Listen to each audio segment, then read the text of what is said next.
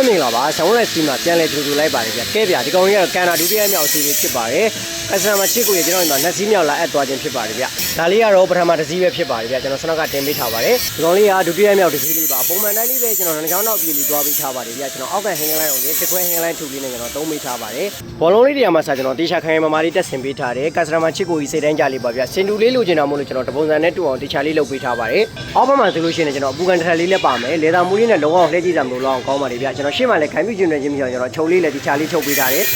ရှေ့ရေကရှေ့ပေးလို့ကျွန်တော်လက်ဆောင်ပြီးကျွန်တော်ထည့်ပေးထားပါတယ်ဗျဘေဘကုန်းရန်လေးတွေကမှစာနှချောင်းဖြစ်သွားမယ်တန်းစိတ်လေးတွေကစာအပြည့်ဖြစ်သွားမယ်ဗျကျွန်တော်တို့TikTok ပေါ်မှာနေမဟုတ်ဘဲနဲ့ကျွန်တော်တို့ YouTube channel မှာလည်းကျွန်တော်တို့ site နဲ့ပတ်သက်တဲ့ဗီဒီယိုလေးမြောက်လည်းကျွန်တော်တင်ပေးထားပါတယ်ဗျ TikTok ပေါ်မှာမကြည့်ချင်ဘူးဆိုလို့ရှိရင်လည်း YouTube မှာတောက်ရောက်ပြီးတော့ကြည့်ရှုနိုင်ပါတယ်ဗျပစ္စည်းလေးတွေနိုင်ငံပြည့်လက်မှုကြောင်းဈေးနှုန်းလေးလည်းနိုင်ငံပြောင်းလဲမှုရှိပါလေဗျဒါကြောင့်မို့လို့ချစ်ရတဲ့ customer များအနေနဲ့ကျွန်တော်ဒီမှာဝယ်ယူချင်တာလေးတွေဈေးနှုန်းလေးတွေသိချင်တာပဲဖြစ်ဖြစ်ကျွန်တော်နောက်ဘက်မှာ sign number လေးလည်းထည့်ပေးထားပါတယ်အရှိဘက်မှာဖုန်းနံပါတ်လေးလည်းပါပါတယ်ဗျဖုန်းနံပါတ်လေးကိုဆက်ပြီးတော့ဆက်သွယ်ဆောင်တယ်မြင်မြန်နိုင်ပါတယ်ဗျစတီးပိုင်းနဲ့လေသာပိုင်းကိုတနေရာထဲမှာလူချင်းနေဆိုလို့ရှိရင်ကျွန်တော်ဇုံနဲ့စတီကိုလာခဲ့ပါလို့ကျွန်တော်ဘက်ကဖိတ်မှတ်လည်းကပြရပါတယ်အခုလိုမျိုးယုံကြည်မှုနဲ့ကျွန်တော်ဒီမှာ2စီးတောင်အောက်ပါတဲ့ customer ချစ်ကိုကျွန်တော်ထိတ်တန်းကြလေးတက်ဆင်ပေးလိုက်ပါပြီခင်ဗျ